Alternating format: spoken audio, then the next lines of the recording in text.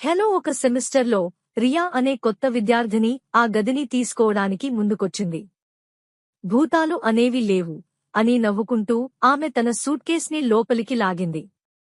ఆమె రూమ్మేట్లు అప్రమత్తం చేసినా ఆమె పట్టించుకోలేదు. మొదటి కొన్ని రాత్రులు ప్రశాంతంగానే గడిచాయి. రియా, అనన్య ఇప్పటికీ కనబడలేదు అని సరదాగా మాట్లాడింది. కాని 4వ రాత్రి ఆమె మెలకువ వచ్చి మెల్లగా పుటలు తిరిగే శబ్దం వినిపించింది. తన ఫోన్ లైట్ ఆన్ చేసి చూసినప్పుడు అనన్య డైరీ డెస్క్ పై ఉంది.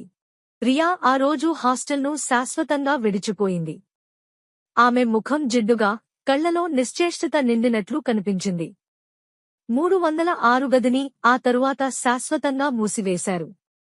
కాని ఇప్పటికీ వర్షపు రాత్రుల్లో ఆ గదిలో నుండి గుసగుసల శబ్దాలు మరియు పుటలు తిరిగే శబ్దాలు వినిపిస్తున్నాయని విద్యార్థులు చెబుతుంటారు.